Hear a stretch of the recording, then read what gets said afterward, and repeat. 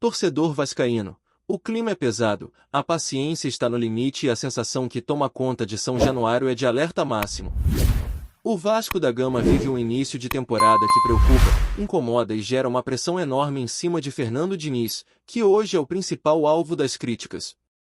Não é exagero dizer que, se nada mudar rapidamente, o cenário que começa a se desenhar é extremamente perigoso, com risco real de uma temporada marcada por sofrimento e até pela ameaça de voltar à segunda divisão no ano seguinte.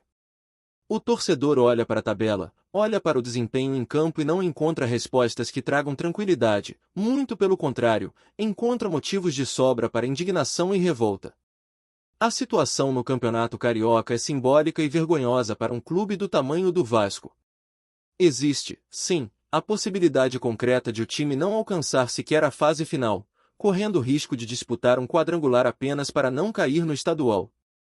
Isso não é discurso exagerado, é matemática, é realidade. O último confronto contra o Botafogo se tornou decisivo, daqueles jogos em que a obrigação é vencer para garantir vaga, algo que jamais deveria ser tratado como drama para um clube que carrega uma história gigantesca.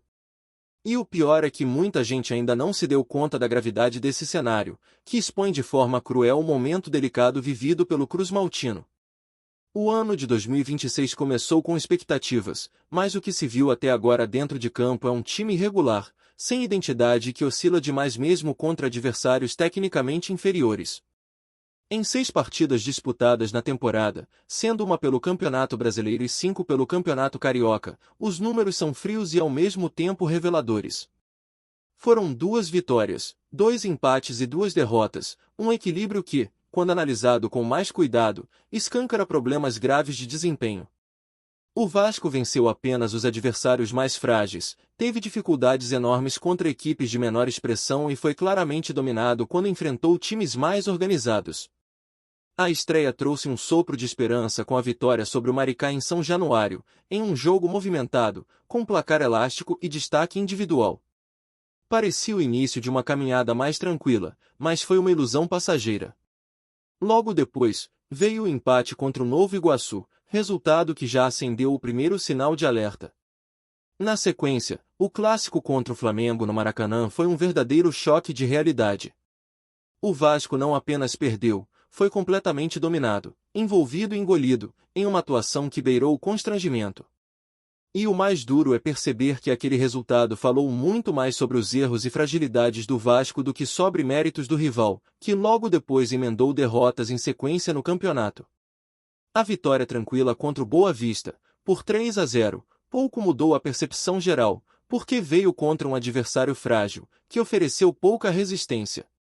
Logo em seguida, a derrota para o Mirassol expôs novamente a dificuldade do Vasco quando enfrenta equipes mais organizadas e competitivas. E então veio o empate sem gols contra o Madureira, dentro de São Januário, um resultado que caiu como uma bomba. Não apenas pelo placar, mas pela atuação confusa, desorganizada e sem inspiração, especialmente no primeiro tempo, quando o time parecia perdido em campo. Independentemente de ter criado algumas chances, de ter acertado bolas na trave ou de discutir decisões de arbitragem, existe algo que precisa ser dito com todas as letras. É inadmissível o Vasco da Gama enfrentar o Madureira em casa e não vencer. Isso não é arrogância, é história, é peso de camisa, é obrigação esportiva. O torcedor não aceita, não engole e não vai normalizar esse tipo de resultado. O empate representou mais do que 2 pontos perdidos, representou a confirmação de que o time não tem um padrão claro, não tem equilíbrio e parece refém de decisões improvisadas. E aí entra diretamente a figura de Fernando Diniz. O trabalho do treinador está sob forte questionamento, não apenas pelos resultados, mas pelas escolhas feitas durante as partidas. Contra o Madureira, o Vasco até tentou se organizar em determinado momento, mas as mudanças ao longo do jogo transformaram o time em um verdadeiro caos tático. O Vasco terminou a partida sem lateral esquerdo, com improvisações na defesa, volantes fora de posição e um número excessivo de jogadores ofensivos amontoados em campo, sem coordenação, sem compactação e sem lógica coletiva. Essa falta de critério nas substituições e na montagem final da equipe gera irritação e incredulidade.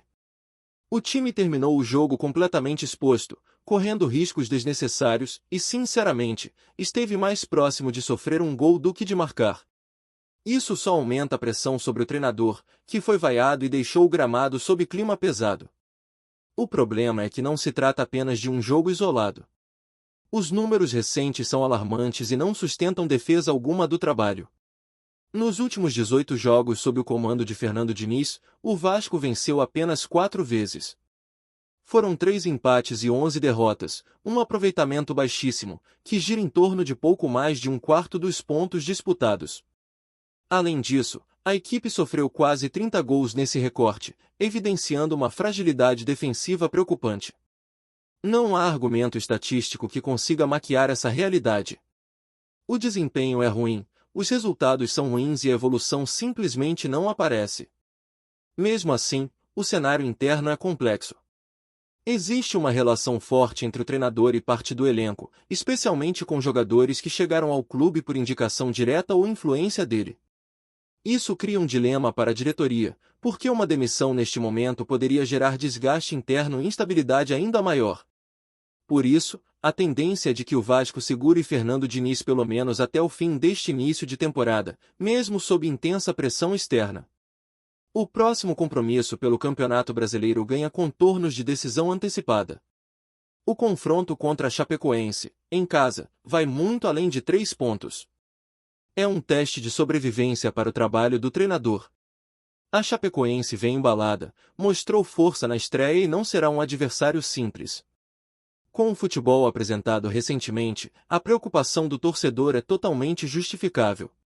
Um novo tropeço pode fazer com que a situação se torne insustentável, obrigando a diretoria a sentar, conversar e tomar decisões mais duras.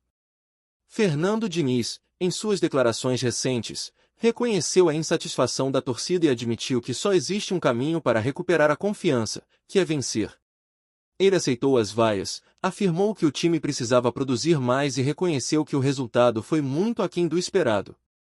Falou sobre chances criadas, bolas na trave, pênaltis, mas também deixou claro que nada disso serve de desculpa quando o resultado não vem. O discurso é correto, mas já não basta apenas falar, é preciso transformar palavras em desempenho dentro de campo. Outro ponto que começa a surgir nos bastidores é a dúvida sobre o ambiente interno. Questiona-se se os jogadores estão totalmente conectados com o treinador, se existe desgaste na relação e se episódios de cobrança mais dura acabam afetando o grupo. O próprio Diniz abordou esse tema, reforçando seu estilo intenso, dizendo que cobra porque se importa, que trata os atletas com proximidade, conhece a vida de cada um e acredita que essa entrega é fundamental para fazê-los render mais.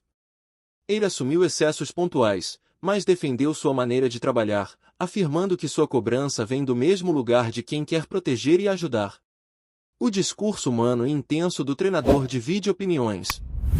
Para alguns, mostra comprometimento. Para outros, não resolve o problema central, que é o desempenho coletivo fraco e a falta de resultados. Enquanto esse debate acontece, a pressão segue aumentando, jogo após jogo, rodada após rodada, sem dar trégua. O torcedor olha para o elenco e enxerga peças de qualidade, jogadores que poderiam render mais, o que torna tudo ainda mais frustrante, porque a sensação é de que o potencial existe, mas não está sendo bem aproveitado. Dentro desse cenário turbulento, uma notícia recente surge como um pequeno alívio para o torcedor, trazendo esperança de reforço e mais opções para o elenco. A chegada de um novo lateral esquerdo está encaminhada, com negociação avançada e acordo praticamente fechado, mostrando que, apesar dos problemas em campo, o clube segue ativo no mercado em busca de soluções para corrigir falhas evidentes no grupo. Enquanto a pressão em cima de Fernando Diniz cresce a cada rodada, o Vasco da Gama tenta se agarrar a qualquer sinal de reconstrução para não deixar a temporada desandar de vez. E é justamente nesse contexto de instabilidade, desconfiança e cobrança intensa que surge a notícia da chegada de um novo reforço, algo que o torcedor recebe com esperança, mas também com cautela. A contratação de um lateral esquerdo aparece como resposta direta a um dos setores mais frágeis do time neste início de ano, um setor que tem sido alvo constante de críticas e que simboliza bem a falta de equilíbrio da equipe em campo. O acordo para a chegada do lateral vindo do Cuiabá está praticamente selado, restando apenas detalhes burocráticos e a realização dos exames médicos para oficialização. Trata-se de uma negociação por empréstimo de 1 ano junto ao clube inglês Nottingham Forest, com valores expressivos envolvidos, o que mostra que o Vasco aposta alto nessa peça. O investimento gira em torno de 1 milhão de euros pelo período do empréstimo, além de uma cláusula de opção de compra estipulada em 10 milhões de euros, números que colocam o atleta como uma das apostas mais relevantes do clube para a temporada. A expectativa em torno dessa chegada é grande porque a lateral esquerda tem sido um problema recorrente. Oscilações, falhas defensivas e pouca contribuição ofensiva marcaram o desempenho do setor, aumentando ainda mais a pressão sobre o treinador, que precisou improvisar em diversas partidas. O novo reforço chega com status de disputa direta por posição, o que pode elevar o nível interno e gerar concorrência, algo que o elenco claramente necessita neste momento. Para o torcedor, a esperança é que essa contratação traga mais consistência e ajude a corrigir erros que vêm custando pontos importantes. Apesar da boa notícia no mercado, o ambiente segue extremamente tenso. A cada jogo, fica mais evidente que o problema do Vasco não se resume a uma ou outra posição específica. Existe uma desconexão coletiva, uma dificuldade clara de execução das ideias propostas pelo treinador e uma insegurança que se reflete nas decisões dentro de campo. O time entra pressionado, erra passes simples, se desorganiza facilmente, quando precisa propor o jogo, demonstra pouca criatividade e excesso de afobação. Fernando Diniz segue no centro desse furacão. A diretoria ainda demonstra respaldo, muito mais por questões estratégicas do que por convicção absoluta no trabalho apresentado. Existe o entendimento de que uma troca brusca neste momento poderia gerar ainda mais instabilidade, especialmente considerando a relação do treinador com alguns jogadores importantes do elenco. No entanto, esse respaldo não é infinito e depende diretamente dos resultados imediatos. Cada partida passa a ser tratada como um teste de sobrevivência. O discurso de que o elenco é bom começa a soar como um peso ainda maior. Se a qualidade individual, por que o desempenho coletivo é tão abaixo do esperado? Essa pergunta ecoa nas arquibancadas, nas redes sociais e nos bastidores do clube. O torcedor não aceita mais justificativas baseadas apenas em estatísticas isoladas, como o número de finalizações ou posse de bola. O que se cobra é organização, competitividade, principalmente, vitória, sobretudo em jogos dentro de casa contra adversários considerados menores. A relação com a torcida, embora ainda marcada por apoio em muitos momentos, começa a mostrar sinais claros de desgaste. As vaias em São Januário já não são pontuais, tornam-se frequentes e refletem um sentimento de frustração acumulada. O torcedor entende o momento de reconstrução, mas não aceita a falta de evolução visível. A sensação é de que o time anda em círculos, repetindo erros e desperdiçando oportunidades de ganhar confiança. Internamente, o clima exige muita habilidade de gestão. O treinador tenta manter o grupo unido, reforça o discurso de entrega, proximidade e cobrança como forma de cuidado, mas nem sempre esse estilo é bem assimilado por todos. Em um ambiente pressionado, qualquer palavra mais dura, qualquer gesto mais enérgico, ganha proporções maiores do que deveria. O risco de ruído na comunicação aumenta, e cabe à comissão técnica administrar isso para evitar rachaduras no elenco. O Vasco entra em um momento decisivo da temporada com pouca margem para erro. O Campeonato Brasileiro, que mal começou, já se apresenta como um desafio enorme diante do futebol apresentado até aqui. Cada ponto perdido pode custar caro mais à frente, e o fantasma de uma campanha irregular começa a rondar os pensamentos do torcedor mais experiente, aquele que já viu filmes parecidos no passado recente. O medo não é infundado, ele nasce da repetição de erros estruturais que parecem nunca ser totalmente corrigidos. Antes de continuarmos, já te convidamos para se inscrever no canal Colina News e deixar seu like, assim você fica por dentro de todas as novidades do Vascão de forma exclusiva. Bora continuar! Uma declaração inesperada de Ronaldinho Gaúcho tem movimentado bastidores, mesas redondas e até corredores do futebol europeu. Conhecido pelo sorriso fácil e pelas respostas geralmente diplomáticas quando o assunto envolve clubes brasileiros, o ex-camisa 10 surpreendeu ao tecer elogios diretos ao Vasco, em tom que muitos interpretaram como mais do que mera gentileza. A fala, ainda que breve, caiu como uma faísca em terreno seco e rapidamente ganhou proporções de rumor internacional. Segundo relatos de quem acompanhou o contexto da declaração, Ronaldinho destacou a tradição do clube, a força da torcida e o peso histórico da camisa cruz-maltina, palavras que, vindas de um ídolo com carreira consolidada na Europa, não passam despercebidas. Em um cenário no qual o futebol brasileiro busca recuperar prestígio e protagonismo global, qualquer menção positiva feita por um nome desse calibre ganha leitura estratégica. Não à toa, a repercussão atravessou o Atlântico e passou a ser comentada em círculos ligados a clubes, agentes e analistas europeus. A especulação que cresce nos bastidores é se o elogio teria sido apenas uma lembrança afetiva ou se esconde algo maior. Há quem veja na fala um aceno simbólico, uma tentativa de recolocar o Vasco no radar internacional como marca histórica, capaz de atrair atenção, parcerias e até investidores.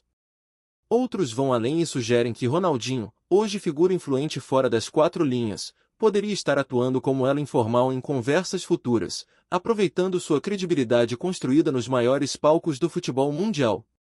O silêncio posterior do ex-jogador apenas alimentou o mistério. Sem desmentidos, sem explicações adicionais, o comentário segue ecoando.